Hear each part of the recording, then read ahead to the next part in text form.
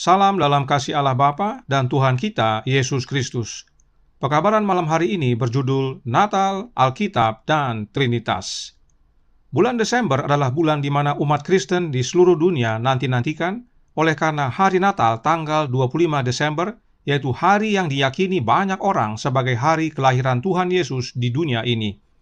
Tetapi apakah tanggal 25 berasal dari Alkitab?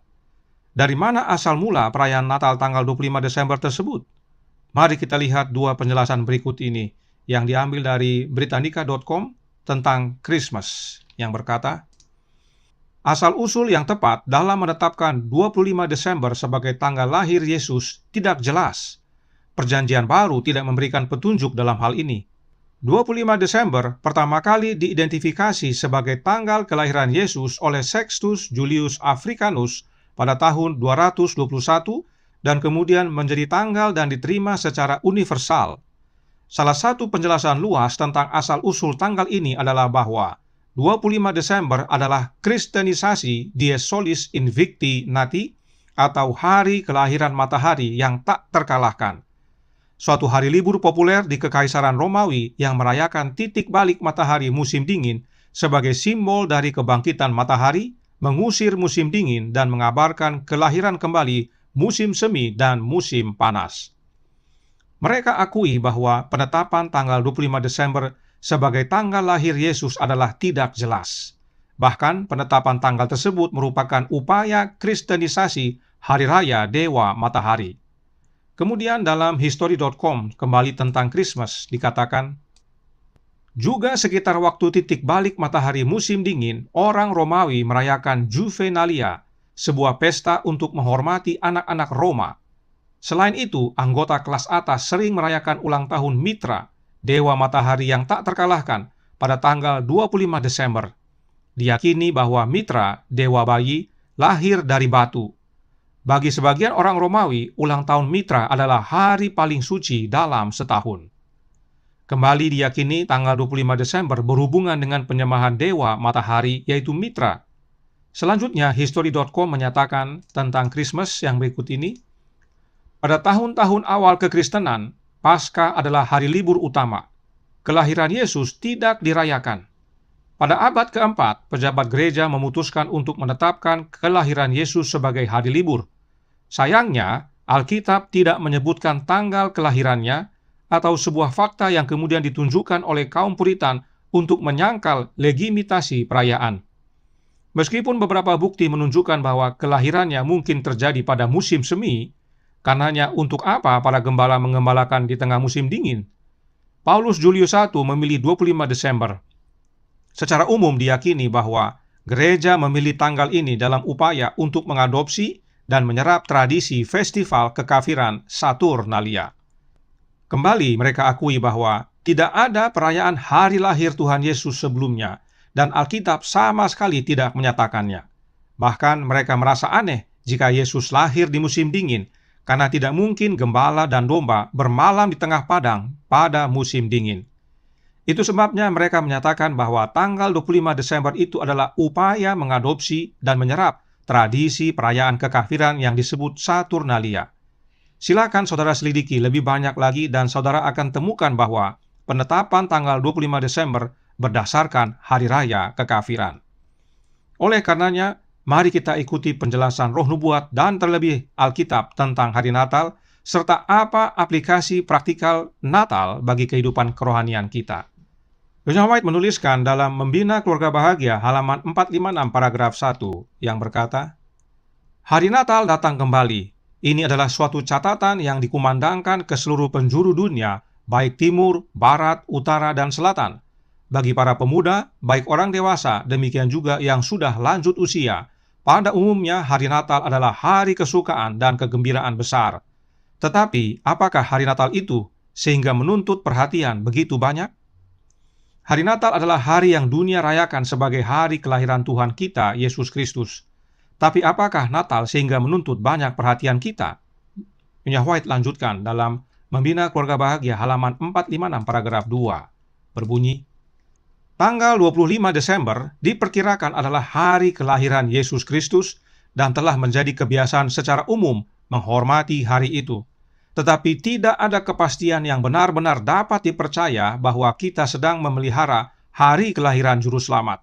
Sejarah tidak memberi kepastian kepada kita tanggal yang tepat mengenai hari Natal ini. Kitab suci juga tidak memberikan kepada kita waktu dan tanggal kelahiran Yesus yang tepat. Jika Tuhan menganggap begitu penting hari itu, sudah tentu dibicarakan melalui para nabi dan para rasul, sehingga kita dapat mengetahui segala sesuatu mengenai waktu dan tanggal kelahiran itu. Membungkamnya kitab suci terhadap pokok persoalan ini menjadi suatu bukti bagi kita bahwa masalah tanggal lahir itu disembunyikan karena ada maksud-maksud tertentu dan yang paling bijaksana. Jadi meskipun dunia rayakan hari Natal khususnya tanggal 25 Desember, namun tidak ada kepastian bahwa tanggal 25 Desember adalah hari kelahiran Tuhan kita, Yesus Kristus. Jika memang perlu kita rayakan akan hari Natal ini, tentunya Allah akan nyatakan dalam Alkitab melalui para nabi dan rasulnya, termasuk tanggalnya. Tapi tidak ada. Perhatikan bukti-bukti Alkitab berikut ini.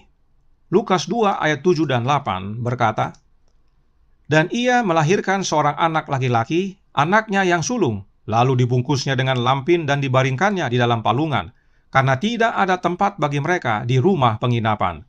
Di daerah itu ada gembala-gembala yang tinggal di padang menjaga kawanan ternak mereka pada waktu malam."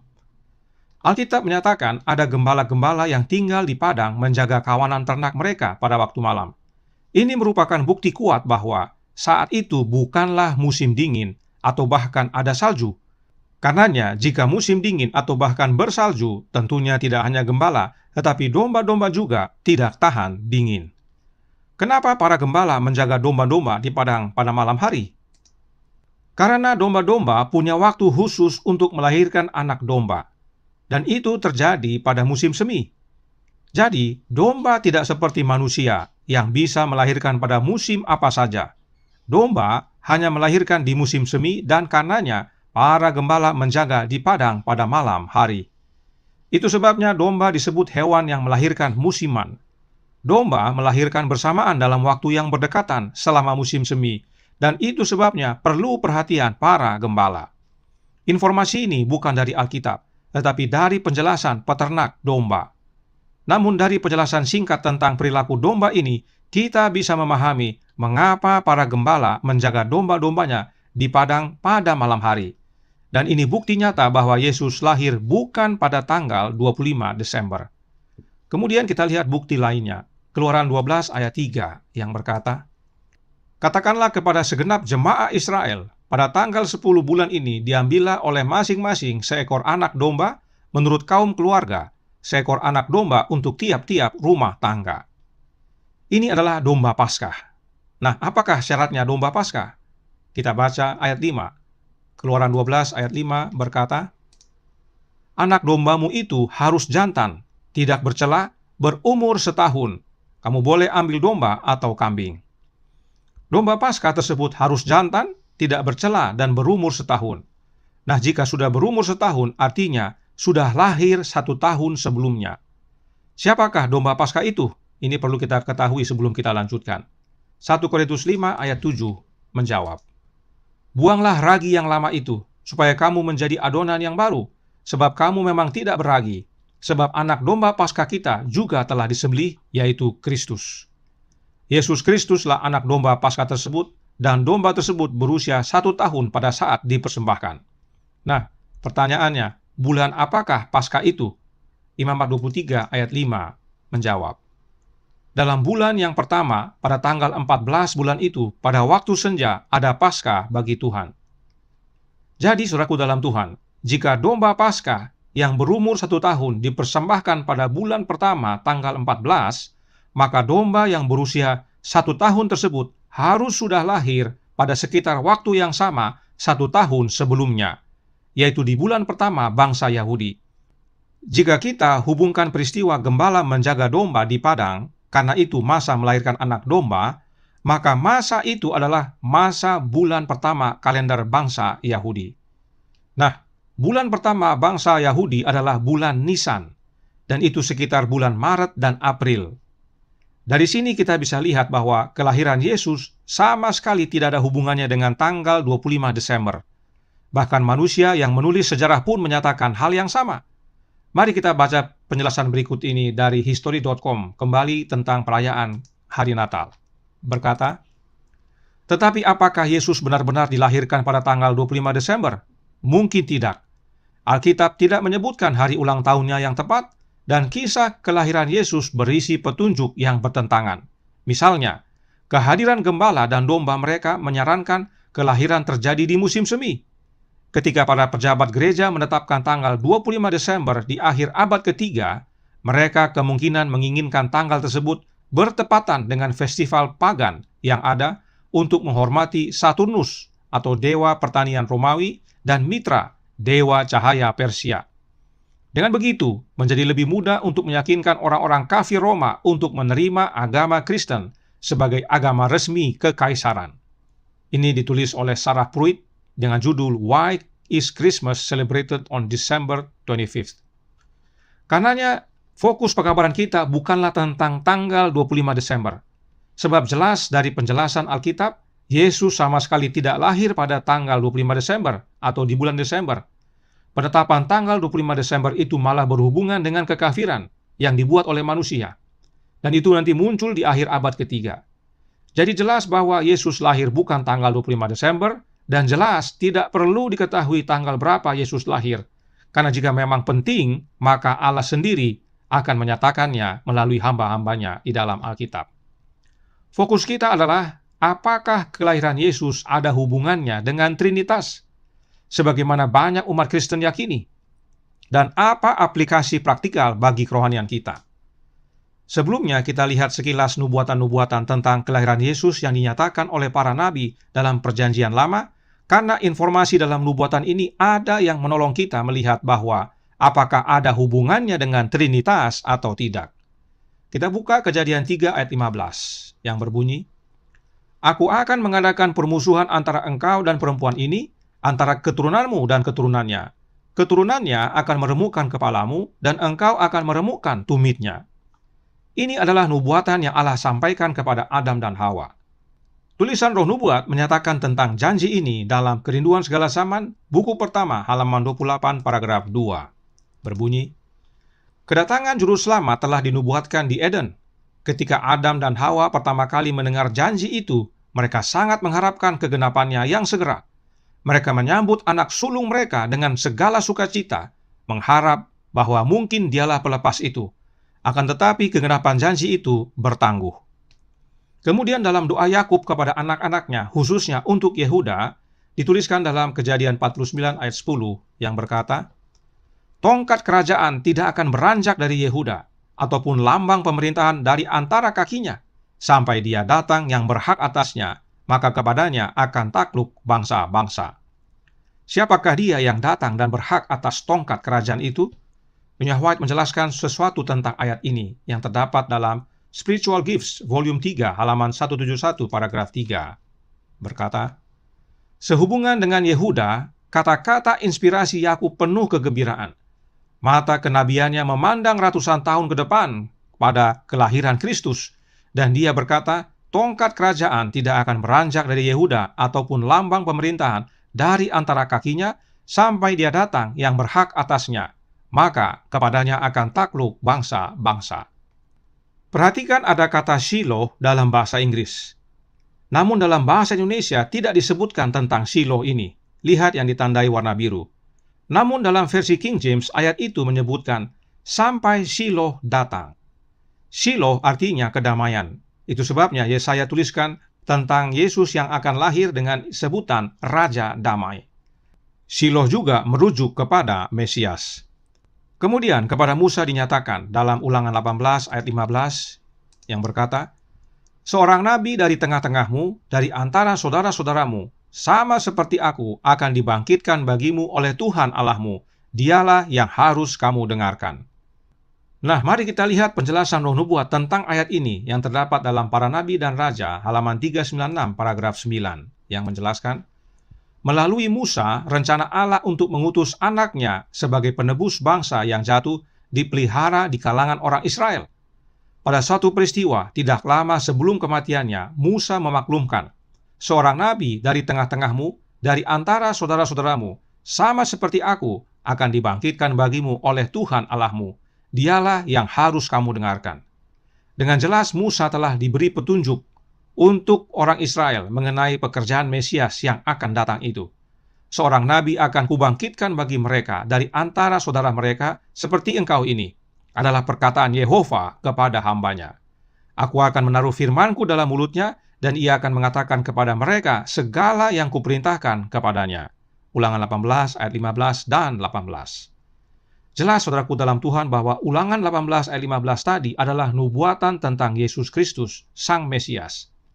Perhatikan, nubuatan itu adalah perkataan Yehova. Siapakah Yehova? Dia adalah Allah Bapa. Bagi yang baru belajar, silahkan ikuti pekabaran Selasa spesial sebelumnya. Alkitab dengan jelas menyatakan bahwa Yehova adalah Allah Bapa. Dan Allah Bapa berkata, seorang nabi akan kubangkitkan. Berarti, siapa yang bangkitkan nabi tersebut? Allah Bapa yang bangkitkan, yaitu Allah Bapa yang bernama Yehova. Simpan hal-hal ini semua dalam ingatan kita sebagaimana kita belajar. Kemudian, masih ingat wanita Samaria yang meskipun hidupnya tidak selaras dengan kehendak Allah, namun mempelajari firman Tuhan? Dia tahu nubuatan ini dan memahaminya saat bertemu dengan Yesus. Ellen White menuliskan dalam Kerinduan Segala Zaman, buku pertama halaman 191 paragraf 3, yang berbunyi, wanita itu berada dalam keadaan pikiran yang mau menghargai. Ia bersedia menerima pernyataan yang paling mulia, sebab ia menaruh perhatian pada Alkitab, dan Roh Suci telah menyediakan pikirannya untuk menerima lebih banyak terang. Ia telah mempelajari janji perjanjian lama. Seorang nabi dari tengah-tengahmu, dari antara saudara-saudaramu, sama seperti aku, akan dibangkitkan bagimu oleh Tuhan Allahmu. Dialah yang harus kamu dengarkan. Ulangan 18 ayat 15. Ia rindu hendak mengerti nubuatan ini. Terang telah memancar ke dalam pikirannya. Air hidup, yakni kehidupan rohani yang dikaruniakan Kristus kepada tiap-tiap jiwa yang haus, telah mulai memancar dalam hatinya. Roh Tuhan sudah bekerja dalam dirinya. Bagaimana Roh Tuhan atau Roh Kristus bekerja dalam diri si wanita Samaria tersebut? Sebab dia menaruh perhatian pada Alkitab. Saat dia mendengar perkataan Yesus, roh itu atau hidup itu bekerja dalam dirinya. Sebab Yesus berkata, perkataan-perkataanku adalah roh dan hidup. Yohanes 6 ayat 63. Wanita Samaria ini menerima dan mengalami kegenapan dari nubuatan Musa tersebut. Jadi jelas, ada banyak nubuatan tentang Yesus Kristus di dalam perjanjian lama. Kemudian tentang bintang yang sehubungan dengan kelahiran Yesus. Kita baca dalam Bilangan 24 ayat 17. Berbunyi, aku melihat dia, tetapi bukan sekarang. Aku memandang dia, tetapi bukan dari dekat. Bintang terbit dari Yakub, tongkat kerajaan timbul dari Israel, dan meremukan pelipis-pelipis Moab yang menghancurkan semua anak Set. Tentang ayat ini, Roh Nubuat menjelaskan dalam Kerinduan Segala Zaman, buku pertama, halaman 50 paragraf 1, yang berkata, orang Majus itu telah melihat sebuah cahaya ajaib di angkasa pada malam ketika kemuliaan Allah meliputi bukit-bukit Bethlehem. Ketika cahaya tersebut berangsur-angsur pudar, timbullah sebuah bintang yang gemerlapan dan berpindah perlahan-lahan di angkasa. Itu bukannya sebuah bintang biasa ataupun sebuah planet, dan pemandangan itu membangkitkan perhatian yang amat sangat. Bintang itu adalah sepasukan malaikat yang bercahaya-cahaya jauh di angkasa, akan tetapi tentang ini tiada diketahui apa-apa oleh orang Majus itu. Namun mereka mendapat kesan bahwa bintang tersebut mengandung arti yang istimewa bagi mereka. Mereka pergi bertanya kepada imam-imam dan ahli-ahli filsafat, serta menyelidiki gulungan catatan purbakala. Nubuatan Bileam telah menandaskan bintang terbit dari Yakub, tongkat kerajaan timbul dari Israel. Bilangan 24 ayat 17. Bahkan bintang yang terbit di atas Bethlehem juga telah dinubuatkan. Namun perhatikan, sebelum bintang itu terlihat, apa yang terjadi? Sebuah cahaya ajaib di angkasa pada malam ketika kemuliaan Allah meliputi bukit-bukit Bethlehem. Lihat yang ditandai warna kuning. Ingat baik-baik perkataan Roh Nubuat ini saat kita membaca Alkitab nanti tentang kelahiran Yesus. Dan sebelumnya kita perlu ikuti nasihat Ellen White dalam mempelajari Roh Nubuat, yaitu Roh Nubuat menjelaskan dirinya sendiri. Karenanya, apakah yang perlu kita pelajari dari kutipan ini? Dari kutipan ini perlu kita cari tahu tentang kemuliaan Allah atau the glory of God yang meliputi bukit-bukit Bethlehem. Mari kita baca penjelasan roh nubuat berikut ini dalam Kisah Para Rasul halaman 45 paragraf pertama.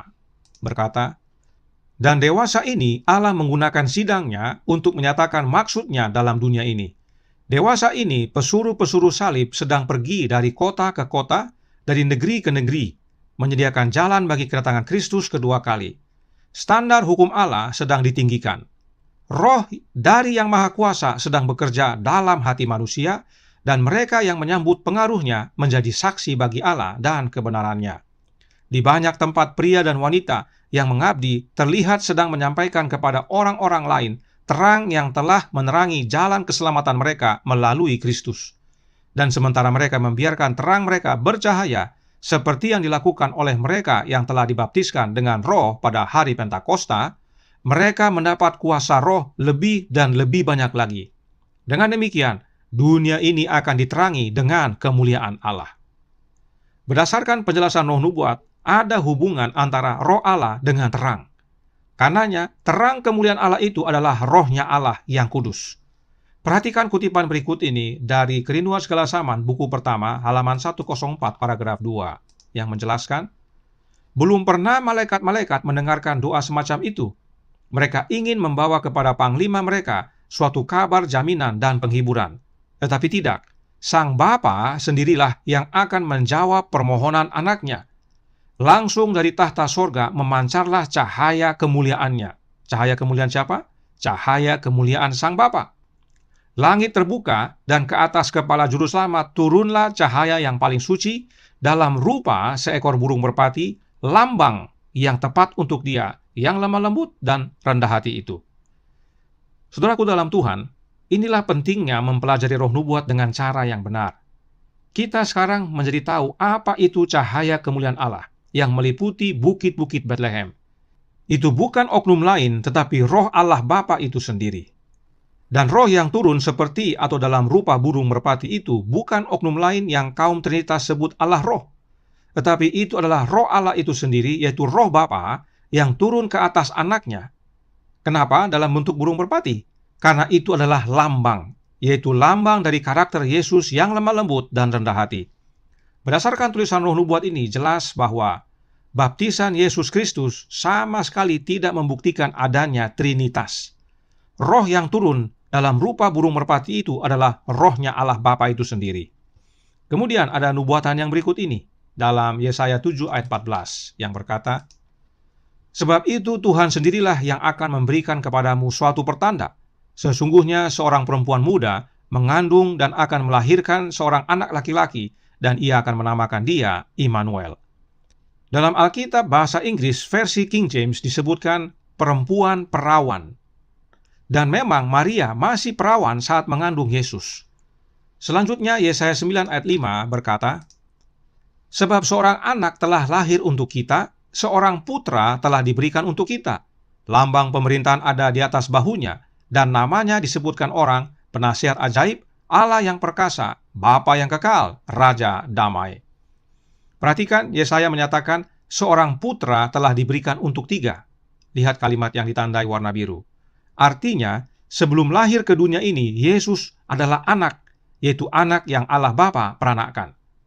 Kemudian, satu hal yang perlu kita ingat, bahwa semua sebutan untuk anak Allah dalam ayat ini adalah untuk masa depan nanti. Itu sebabnya dalam bahasa Inggris menggunakan bentuk kalimat masa depan, yaitu shall be. Secara ringkas kita rangkumkan berikut ini. Ibrani 2 ayat 13 berkata, "Dan lagi, aku akan menaruh kepercayaan kepadanya. Dan lagi, sesungguhnya inilah aku dan anak-anak yang telah diberikan Allah kepadaku." Kemudian Yesaya 8 ayat 18 berkata, "Sesungguhnya aku dan anak-anak yang telah diberikan Tuhan kepadaku adalah tanda dan alamat di antara orang Israel dari Tuhan semesta alam yang diam di gunung Sion." Inilah dasarnya mengapa Yesus disebut Bapa yang kekal, sebab kepadanya telah diberikan anak-anak oleh Bapanya. Selanjutnya Galatia 4 ayat 26 berkata, "Tetapi Yerusalem sorgawi adalah perempuan yang merdeka, dan ialah ibu kita." Kemudian Wahyu 21 ayat 2 menyatakan, "Dan aku melihat kota yang kudus, Yerusalem yang baru, turun dari sorga, dari Allah yang berhias bagaikan pengantin perempuan yang berdandan untuk suaminya." Kembali inilah sebutan yang akan Yesus terima nantinya, yaitu dia disebut Bapa yang kekal. sebab ibu kita adalah Yerusalem dan Yerusalem adalah pengantin perempuan yang berdandan untuk suaminya. Selanjutnya, Matius 28 ayat 18 berbunyi, Yesus mendekati mereka dan berkata, "Kepadaku telah diberikan segala kuasa di sorga dan di bumi." Dan Ibrani 1 ayat 4 berkata, "Jauh lebih tinggi daripada malaikat-malaikat, sama seperti nama yang dikaruniakan kepadanya, jauh lebih indah daripada nama mereka." Nama dalam Alkitab bermakna kuasa. Oleh karenanya kedua ayat ini menyatakan nama yang Yesus terima nantinya, yaitu Dia disebut Allah yang perkasa. Dan dalam buku Kerinduan Segala Zaman buku kedua halaman 98 paragraf 3, Roh Nubuat menyatakan, meskipun seorang gembala sangat mengasihi domba-dombanya, ia lebih mengasihi anaknya laki-laki dan anaknya perempuan. Yesus bukan saja gembala kita, ialah Bapa kita yang kekal. Dan ia berkata, "Aku mengenal domba-dombaku, dan domba-dombaku mengenal aku, sama seperti Bapa mengenal aku, dan aku mengenal Bapa." Yohanes 10 ayat 14 dan 15. Alangkah indahnya sebutan ini. Anak yang tunggal, ia yang ada di ribaan Bapa, ia yang telah dinyatakan Allah sebagai orang yang paling karib kepadaku. Zakaria 13 ayat 7, persekutuan antara Dia dan Allah yang kekal diambil untuk menggambarkan persekutuan antara Kristus dan anak-anaknya di bumi ini. Rangkuman ini untuk membantu umat-umat memahami bahwa Yesaya 9 ayat 5 adalah nubuatan tentang kelahiran Yesus anak Allah di dunia ini dan sama sekali tidak ada hubungannya dengan doktrin Trinitas. Kemudian kita baca Mika 5 ayat 1 yang berbunyi, "Tetapi engkau, hai Betlehem Efrata, hai yang terkecil di antara kaum-kaum Yehuda, daripadamu akan bangkit bagiku seorang yang akan memerintah Israel, yang permulaannya sudah sejak purbakala, sejak dahulu kala." Ayat ini sering dijadikan oleh kaum Trinitas sebagai dasar bahwa Yesus sudah ada sejak kekekalan bersama-sama dengan Allah Bapa. Itu sebabnya mereka katakan Yesus itu adalah anak metafora. Nah, untuk membantu, kita lihat apa yang dinyatakan oleh Alkitab dalam bahasa Inggris versi King James. Ada satu kata yang perlu kita mengerti dari ayat tersebut. "But thou, Bethlehem Ephrata, though thou be little among the thousands of Judah, yet out of thee shall he come forth unto me that is to be ruler in Israel, whose goings forth have been from old, from everlasting." Kata goings forth dalam bahasa Inggris atau yang ditandai warna kuning itu diterjemahkan dari kata Ibrani motsa, yang berarti family descent atau keturunan keluarga. Jadi, yang akan lahir itu adalah keturunan keluarga yang permulaannya sejak dahulu kala. Permulaan artinya ada mulanya, dan permulaannya itu pada zaman sebelum ada perhitungan waktu manusia, dan karenanya disebut dahulu kala atau kekekalan. Permulaan Yesus adalah saat Dia lahir dari Bapanya. Jadi, Yesus yang dinubuatkan akan lahir di Bethlehem adalah anak Allah yang telah lahir di masa kekekalan. Ini penting kita pahami karena banyak orang menggunakan ayat ini sebagai dasar doktrin Trinitas, yaitu co-eternal atau muncul bersamaan di masa kekekalan. Padahal permulaan dalam ayat ini maksudnya adalah kelahiran atau ada mulanya. Karenanya Yesus disebut anak bukan karena lahir di Bethlehem nanti, tetapi telah lahir di masa kekekalan. Silakan ikuti pelajaran pendalaman tentang Mika 5 ayat 1 ini dalam pekabaran berikut ini. Dan saudara dapat temukan ini dalam channel YouTube Yohanes 173. Kemudian, satu lagi ayat nubuatan yang perlu kita lihat agar melihat adakah kelahiran Yesus berhubungan dengan Trinitas. Ibrani 10 ayat 5 berkata, "Karena itu, ketika ia masuk ke dunia, ia berkata, korban dan persembahan tidak engkau kehendaki, engkau telah menyediakan tubuh bagiku." Ini mengenai kelahiran anak Allah menjadi manusia di dunia ini. Siapakah Dia yang menyediakan tubuh bagi anak Allah dan mengapa? Perhatikan baik-baik kutipan berikut ini dalam Kerinduan Segala Zaman, buku pertama, halaman 17, paragraf 2. Berbunyi, "Hampir 2000 tahun yang lampau, terdengarlah suatu suara mengandung arti rahasia di sorga dari tahta Allah. Sungguh aku datang. Korban dan persembahan tidak engkau kehendaki, tetapi engkau telah menyediakan tubuh bagiku. Sungguh aku datang. Dalam gulungan kitab ada tertulis tentang aku untuk melakukan kehendakmu, ya Allahku." Ibrani 10 ayat 5-7. Dalam kata-kata ini diumumkan pelaksanaan maksud yang telah dirahasiakan sejak zaman yang kekal. Kristus sudah hampir akan mengunjungi dunia kita ini dan menjelma menjadi manusia. Firman-Nya, Engkau telah menyediakan tubuh bagiku. Sekiranya ia datang dengan kemuliaan yang ada padanya bersama dengan Bapa sebelum dunia ada, maka kita tidak akan tahan melihat cahaya hadiratnya. Supaya kita dapat melihatnya dan tidak menjadi binasa, kehebatan kemuliaannya diselubungi, keilahiannya diselubungi oleh kemanusiaan. Kemuliaan yang tidak kelihatan dalam tubuh manusia yang kelihatan. Siapakah yang engkau Yesus maksudkan dalam kutipan ini? Allahnya. Yang Yesus maksudkan adalah Allahnya. Nah, siapakah Allahnya Yesus? Dalam Yohanes 20 ayat 17 dikatakan Allah Bapa. Jadi, Allah Bapa yang menyediakan tubuh manusia bagi Yesus agar kemuliaannya diselubungi dan lahir sebagai manusia. Karena jika tidak, kita tidak dapat melihat anak Allah. Jadi jelas sekali, Alkitab dan Roh Nubuat menyatakan bahwa Allah Bapa yang menyediakan tubuh manusia bagi Yesus. Karenanya ingat kembali tadi telah dikatakan, Allah Bapa yang bangkitkan nabi yang harus umat Allah dengar, sebagaimana nubuat yang Musa sampaikan. Lalu, kemuliaan Allah adalah Roh Allah Bapa.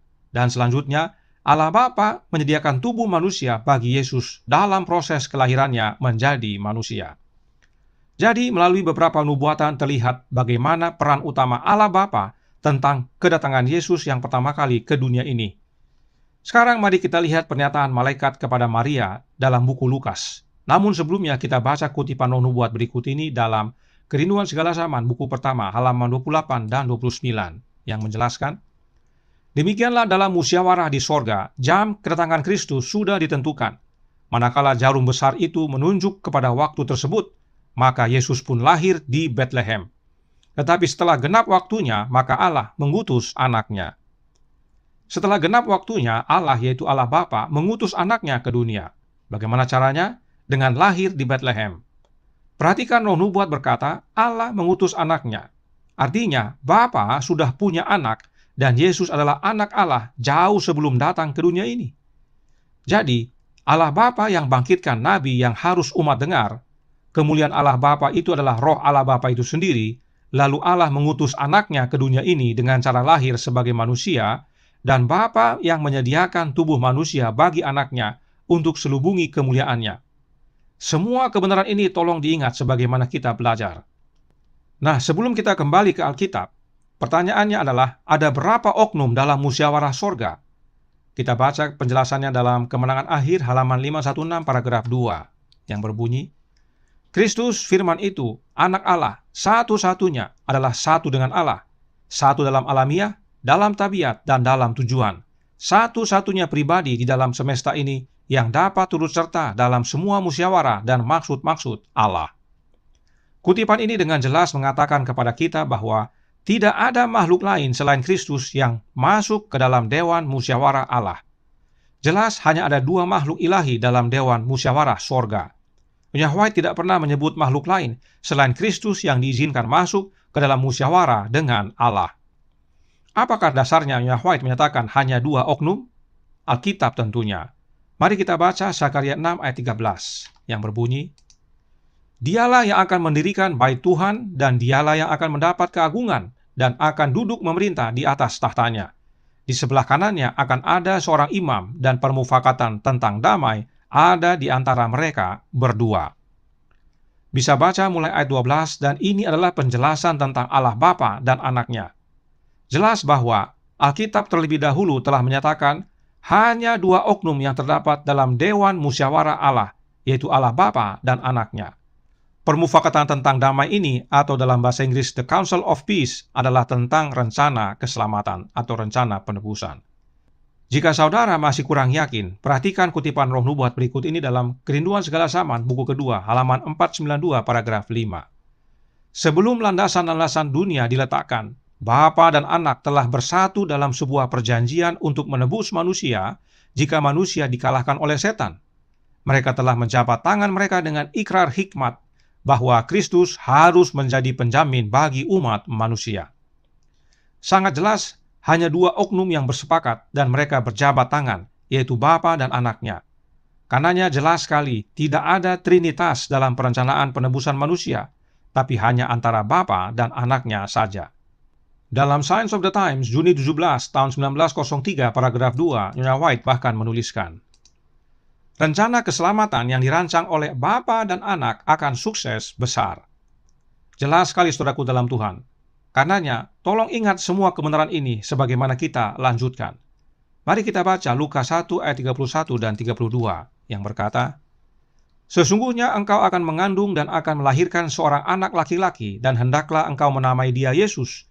Dia akan menjadi besar dan akan disebut Anak Allah yang Maha Tinggi. Dan Tuhan Allah akan mengaruniakan kepadanya tahta Daud, bapa leluhurnya." Pertanyaan, siapakah Allah yang Maha Tinggi? Dia adalah Allah Bapa.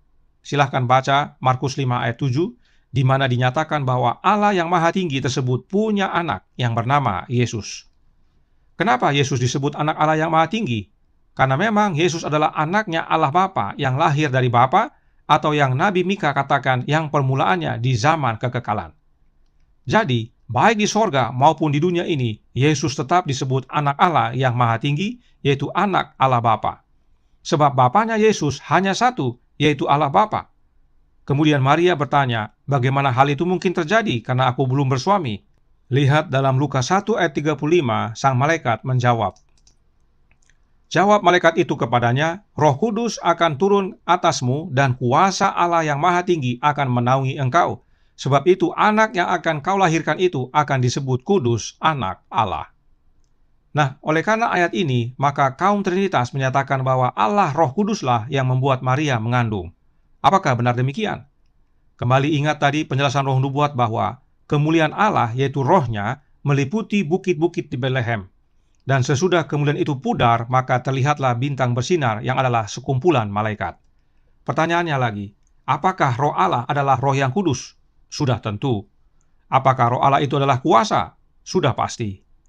Kemudian ingat juga bahwa Allah Bapa menyediakan tubuh manusia bagi anaknya yang dia utus ke dunia dengan cara lahir di Betlehem. Sebab Allah Bapa yang bangkitkan nabi yang umat harus dengar. Kembali ingat semua pesan-pesan penting ini saat membaca ayat ini, bahwa Roh Kudus yang dimaksudkan adalah rohnya Allah Bapa. Sebab Allah yang Maha Tinggi adalah Allah Bapa itu sendiri. Dan Maria akan mengandung atas kuasa Allah Bapa.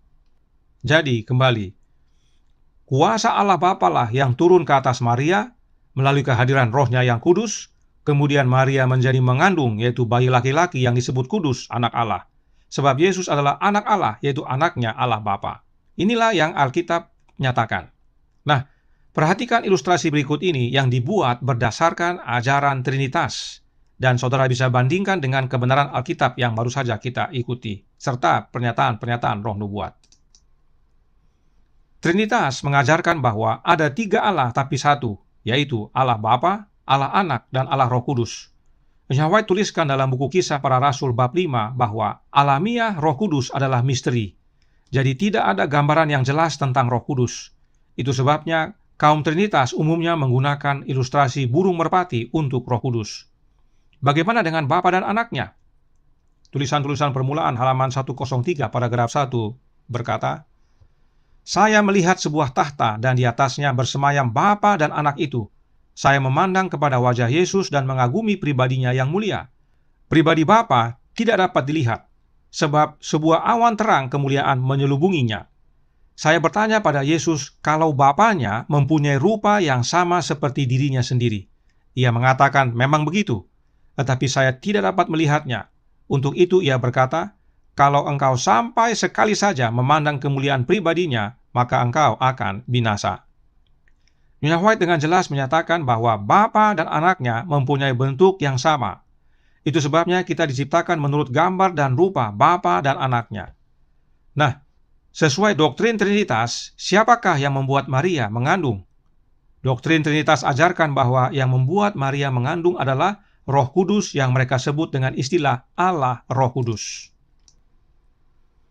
Allah Roh Kudus inilah yang turun menaungi Maria dan mengandunglah Maria. Lalu siapa yang lahir? Yang lahir adalah anak Allah, bayi laki-laki Yesus yang disebut juga Immanuel. Dari ilustrasi ini ada beberapa masalah. Yang membuat Maria mengandung adalah Allah Roh, tetapi yang lahir adalah Yesus. Padahal berdasarkan doktrin Trinitas, Allah Roh itu bukan Yesus, dan Yesus itu bukan Allah Roh. Kemudian, bagaimana dengan anak Allah atau Yesus yang ada di sorga? Apakah dia tetap di sana? atau ikut turun menjelma menjadi manusia dan lahir di Betlehem. Nah, kalau Yesus ikut turun, lalu buat apa Allah Roh Kudus ikut turun? Kan mereka setara, sama-sama berkuasa. Dan jika Yesus tidak turun, maka ada tambahan satu oknum lagi, yaitu manusia Yesus yang disebut juga anak Allah. Kemudian, kalau Yesus tidak di sorga dan ikut turun menjelma menjadi manusia dengan lahir di Betlehem, dan hal itu oleh karena kuasa Allah Roh Kudus katanya, maka seharusnya dia disebut anak Allah Roh Kudus. Tetapi Alkitab dengan jelas menyatakan bahwa Yesus sudah lahir di dunia ini, dan dia tetap disebut anak Allah yang maha tinggi, yaitu Allah Bapa. Dan tadi disebutkan bahwa yang menyediakan tubuh manusia bagi Yesus adalah Allah Bapa. Ibrani 10 ayat 5. Dengan menyatakan bahwa Yesus lahir karena Allah Roh Kudus, maka Ibrani 10 ayat 5 tidak ada artinya lagi. Demikian juga dengan tulisan-tulisan roh nubuat yang sudah kita baca tadi. Dan yang lebih parah lagi adalah kaum pendukung LGBT di gereja Advent menyatakan bahwa Yesus mempunyai dua Bapa, yaitu Allah Bapa dan Allah Roh Kudus. Dengan konsep ini mereka sedang mempropagandakan bahwa pernikahan sejenis tidak masalah di dalam gereja Advent dan bahkan bisa punya anak. Perhatikan cuplikan video berikut ini. David, what you said through the lens of Jesus Christ, right? The Word was made flesh. I mean, here we are coming up upon the Christmas season. The Word was made flesh in Jesus Christ. What else needs to be said, Really, the Word was made flesh in Jesus Christ. That is the lens by which we need to filter our biblical interpretation. Mm-hmm. And I'll just say Jesus had two fathers.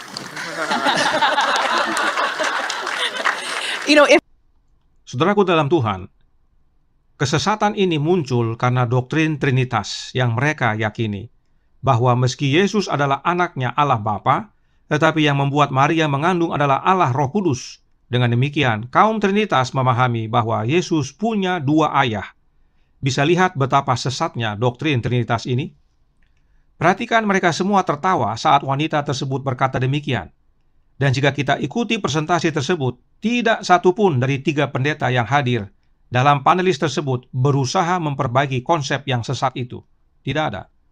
Karenanya mari kita kembali ke Alkitab dan roh nubuat. Matius 1 ayat 18 berkata, kelahiran Yesus Kristus adalah seperti berikut. Pada waktu Maria, ibunya, bertunangan dengan Yusuf, ternyata ia mengandung dari Roh Kudus sebelum mereka hidup sebagai suami istri. Jangan lupa, saudaraku dalam Tuhan, informasi berikut ini sesuai Alkitab dan roh nubuat saat membaca ayat ini. Yaitu yang pertama, Allah Bapa yang bangkitkan seorang nabi.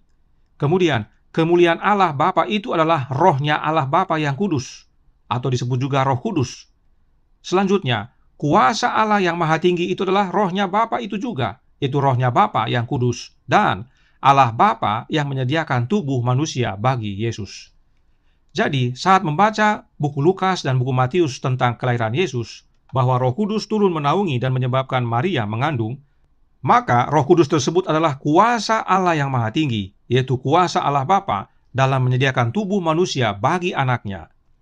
Kembali ingat semua penjelasan ini dan perhatikan kutipan berikut ini dalam A Call to Stand Apart, halaman 5, paragraf 2 dan 3, yang berkata, jadi, dalam Dewan Surgawi, jam untuk kedatangan Kristus telah ditentukan. Ketika arloji besar dari waktu menunjuk pada jam itu, Yesus lahir di Betlehem. Raja kemuliaan membungkuk rendah untuk mengambil kemanusiaan.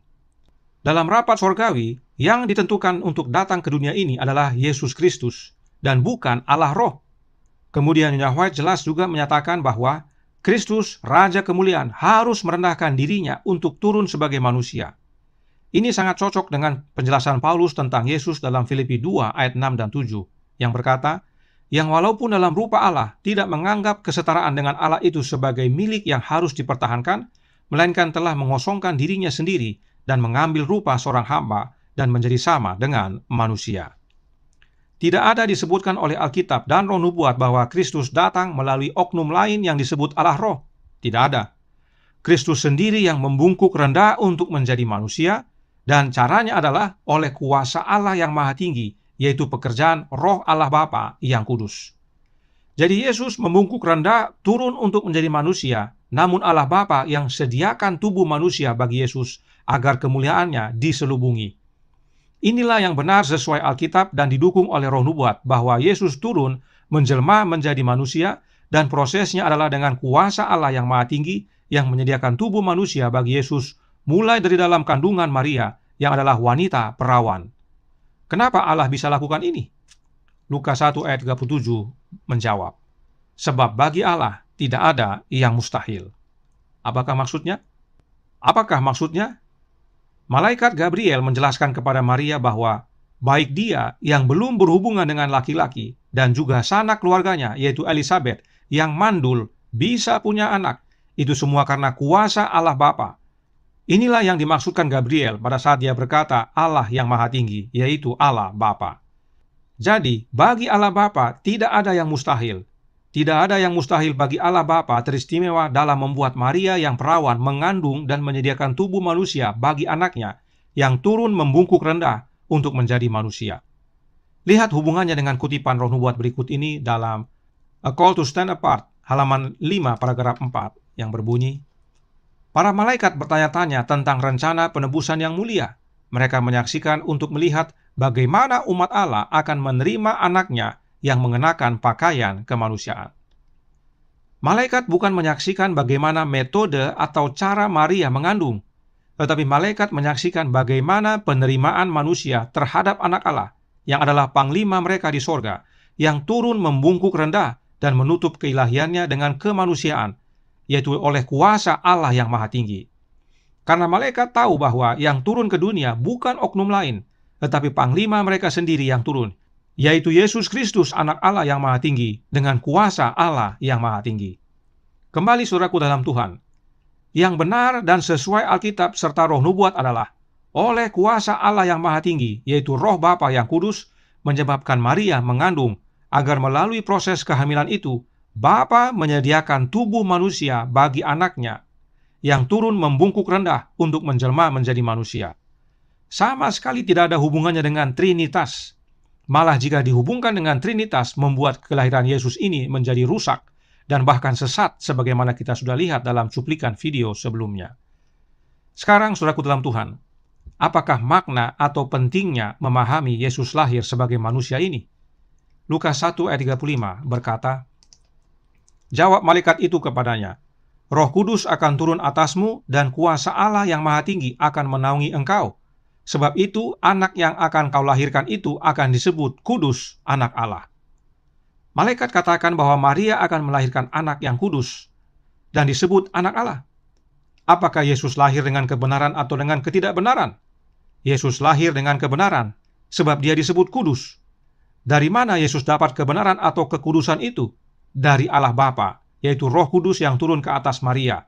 Itu adalah kuasa Allah yang Maha Tinggi. Jadi, Yesus lahir kudus, lahir dalam kebenaran bukan karena Maria, tapi karena Allah Bapa. Intinya, Yesus lahir tidak sama dengan kita lahir. Yesus tidak hanya lahir dari Maria secara jasmani agar memiliki tubuh manusia, tetapi Yesus juga lahir dari Roh, yaitu kuasa Allah yang Maha Tinggi, kuasa Allah Bapa. Inilah pentingnya Yesus lahir dari perawan. Tidak ada peranan manusia laki-laki dalam kehamilan Maria. Bahkan dalam Matius 1 ayat 25 dikatakan, Yusuf tidak bersetubuh dengan Maria sampai Maria melahirkan Yesus. Nah, apakah pelajaran bagi kita dari semuanya ini?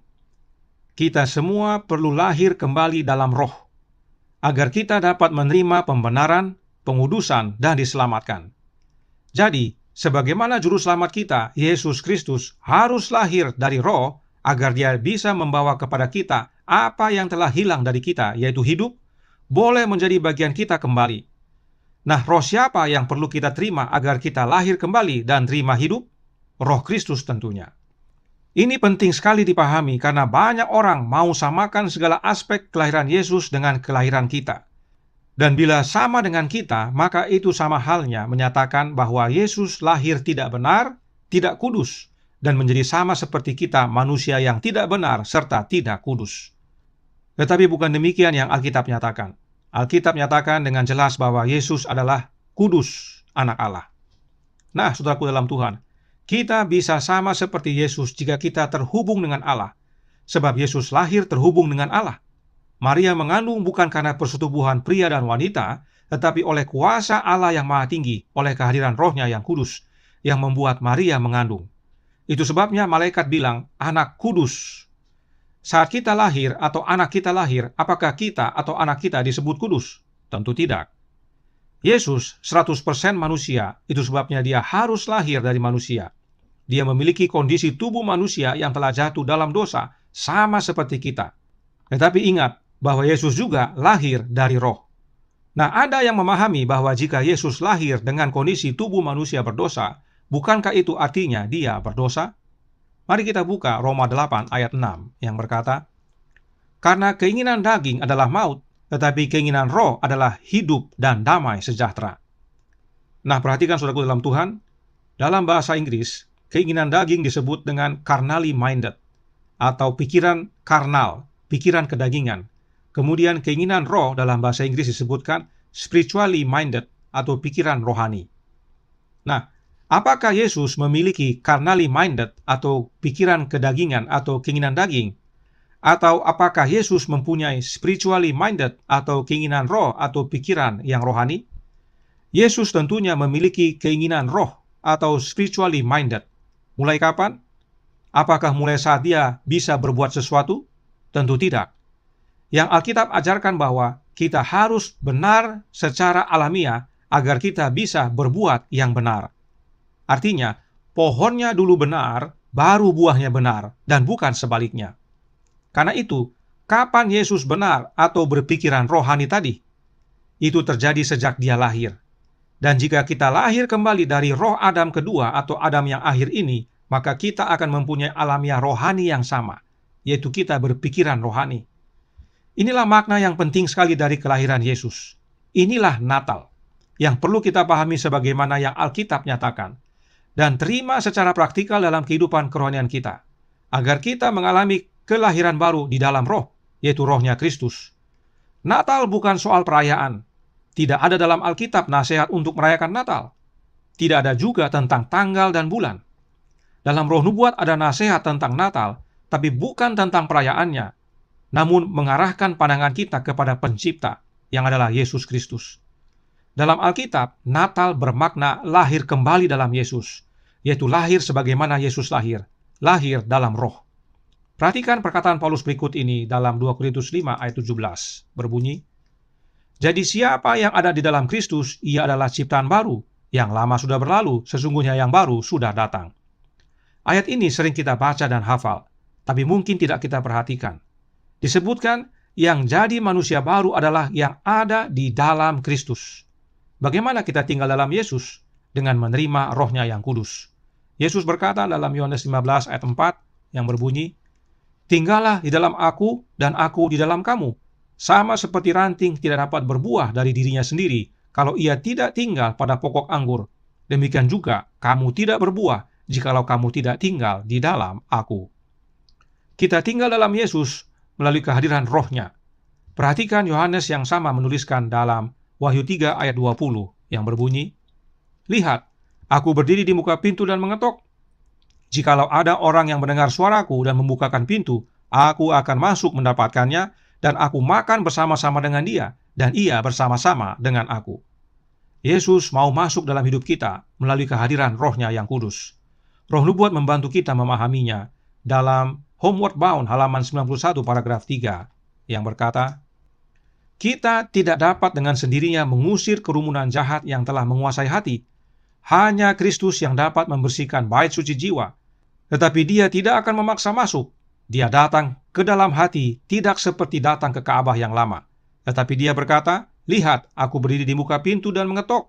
Jikalau ada orang yang mendengar suaraku dan membukakan pintu, aku akan masuk mendapatkannya. Wahyu 3 ayat 20.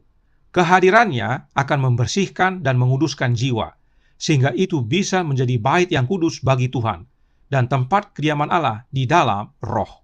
Efesus 2 ayat 21 dan 22. Siapa yang mengetuk pintu hati kita? Yesus Kristus. Dan siapa yang masuk saat kita buka pintu hati kita?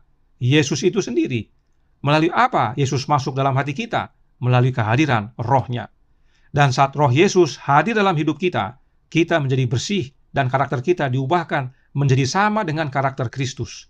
Kita lahir baru dalam roh dan menjadi manusia baru. Inilah Natal yang alkitabiah. Inilah yang harus menjadi bagian kita setiap saat, setiap hari. Perhatikan ayat berikut ini dalam Yohanes 10 ayat 36 yang berkata, "Masihkah kamu berkata kepada Dia yang dikuduskan oleh Bapa dan yang telah diutusnya ke dalam dunia, engkau menghujat Allah, karena aku telah berkata, aku anak Allah?" Perhatikan, Yesus jelaskan bahwa Dia dikuduskan dulu baru diutus ke dalam dunia. Apa artinya? Yesus lahir dengan kondisi telah dikuduskan. Tidak heran si malaikat tadi bilang kepada Maria, anak yang dikandungnya disebut kudus. Yesus lahir dengan kondisi telah dikuduskan, kondisi yang benar. Mengapa? Karena Dia datang sebagai juru selamat kita. Jika Yesus lahir sama seperti kita, dalam arti tidak dikuduskan sebelum lahir, maka Yesus juga perlu juru selamat. Sebab Dia lahir dengan tidak benar, sama seperti kita. Lalu, bagaimana yang tidak benar mau selamatkan yang tidak benar? Tidak bisa tentunya. Bagaimana yang tidak punya hidup mau memberikan hidup? Tidak bisa pastinya. Sebelum Yesus lahir di dunia ini, Dia telah Bapa kuduskan, dan karenanya di dalam Dia ada hidup. Yohanes 1 ayat 4. Oleh karena itu kita patut memuji Tuhan atas kebenaran ini. Paulus menuliskan dalam Efesus 4 ayat 24 yang berbunyi, "Dan mengenakan manusia baru yang telah diciptakan menurut kehendak Allah di dalam kebenaran dan kekudusan yang sesungguhnya." Manusia baru ini adalah manusia yang lahir kembali. Lahir menurut kehendak Allah dan dalam kebenaran dan kekudusan yang sesungguhnya. Kita benar bukan karena sudah melakukan sesuatu yang benar. Kita benar karena kita dilahirkan dalam kebenaran. Inilah yang Alkitab ajarkan. Manusia baru itu lahir dalam kebenaran, bukan karena melakukan kebenaran. Dan kebenaran itu datang melalui Yesus Kristus. Yohanes 1 ayat 17. Karenanya, Yesus adalah kebenaran. Kita perlu lahir kembali dalam Yesus melalui kehadiran Roh-Nya dalam hati kita. Inilah makna Natal bagi hidup kita, saudaraku dalam Tuhan. Yesus lahir secara jasmani dan secara roh. Demikian juga kita. Kita semua sudah lahir secara jasmani. Bagian kita sekarang adalah lahir secara roh dalam Yesus Kristus. Pada waktu Yesus hendak lahir di dunia ini, adakah tempat bagi Dia di penginapan? Tidak ada. Yesus lahir dalam palungan. Lalu bagaimana dengan hati kita? Adakah hati kita seperti penginapan, penuh sehingga tidak ada tempat bagi Yesus? Atau hati kita adalah palungan, meski hina, tapi rela menerima Yesus, lahir dalam hidup kita, tinggal dalam hati kita oleh kehadiran Roh-Nya? Jawablah dalam hati masing-masing. Karenanya saudaraku dalam Tuhan, Alkitab tidak ajarkan perayaan Natal tanggal 25 Desember atau di bulan Desember. Yesus lahir bukan di bulan Desember. Dan kalaupun harus dirayakan, maka Allah Bapa pasti kabarkan melalui nabi atau rasulnya. Tetapi kenyataannya tidak ada. Karenanya tidak perlu. Perayaan Natal yang sekarang adalah ciptaan manusia dan berdasarkan hari raya kekafiran. Oleh sebab itu, kami menghimbau bagi mereka yang percaya kepada firman Allah dan tulisan Roh Nubuat, agar tinggalkan perayaan yang tidak diajarkan oleh Alkitab dan kembali kepada kebenaran Allah serta alami kelahiran baru, yaitu Natal di dalam Yesus, dengan menerima kehadiran Roh-Nya yang kudus, Roh Kristus dalam hati kita. Sebab Kristus dalam hidup kita itulah keselamatan. Inilah makna Natal yang sejati. Yesus lahir di dunia ini untuk keselamatan kita, dan kita perlu lahir kembali dalam Yesus agar menerima keselamatan yang Yesus sediakan.